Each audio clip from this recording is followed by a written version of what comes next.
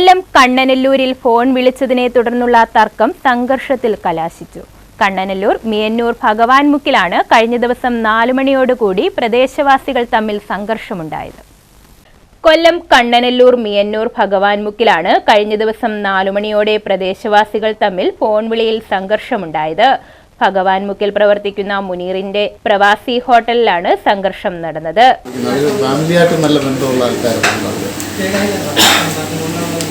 പ്രദേശവാസിയായ പ്രമോദ് ഹോട്ടലിൽ ചായ കുടിക്കുന്നതിനിടെ പ്രതികളിൽ ഒരാൾ പ്രമോദിനെ ഫോൺ ചെയ്യുകയും മദ്യപിച്ചെത്തിയ 4-അംഗ സംഘം കടയിലെത്തി പ്രമോദിനെയും സുഹൃത്തായ രാഹുലിനെയും ആക്രമിച്ചു. സംഘർഷം നടക്കുന്നത് കണ്ട് പിടിച്ചുമാറ്റാൻ വന്ന സമീപത്തെ കടയുടമ ലിജിനെയും ആക്രമിച്ചു. സംഭവം ഇന്നലെ വൈകിട്ട് 4 മണിയായപ്പോൾ എല്ലാ സമയത്തും കൂടെ ചായ കുടിച്ചുകൊണ്ടിരിക്കുന്ന ആളാണ്. നല്ല രീതിയിൽ പോകുന്നൊരു കടയാണിത്. അപ്പോൾ ഇവിടെ ഒരു പ്രശ്നങ്ങളും ഇല്ലാതെ അങ്ങനെയുള്ളൊരു സാഹചര്യത്തിലാണ് ഇന്നലെ ഒരു 4 മണിയായപ്പോൾ പ്രദേശത്ത് ഇവിടെ ഉള്ള നമ്മുടെ രണ്ട് സുഹൃത്തുക്കൾ അവർ വന്ന് ഇവിടുന്ന് ചായ കുടിച്ചുകൊണ്ടിരിക്കുകയായിരുന്നു. ചായ കുടിച്ച് സംസാരിച്ചുകൊണ്ട് ഇങ്ങനെ ഇരുന്ന സമയത്ത്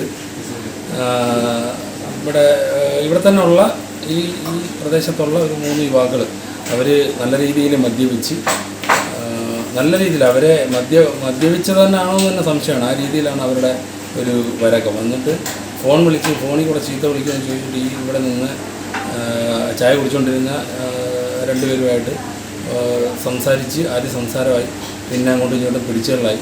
എന്നിട്ട് അത് കഴിഞ്ഞ് കുറച്ച് വീണ്ടും പോയി ഇവിടെ നിന്ന് ആൾക്കാരൊക്കെ പിടിച്ച് മാറ്റി വെച്ചിട്ട് പിന്നെ ഒരു വീണ്ടും അങ്ങോട്ടും ഇങ്ങോട്ടൊക്കെ തിരിഞ്ഞ് പോയിട്ട് പിന്നെ വന്ന് കൈ കിട്ടിയ വടികളും അവരുടെ കയ്യിലുണ്ടായിരുന്ന കമ്പികളും അതുമൊക്കെ വെച്ചിട്ട് 2 പേരെ ഇവിടുത്തെ നല്ല രീതിയിൽ മർദ്ദിക്കുകയായിരുന്നു ഇവിടുത്തെ.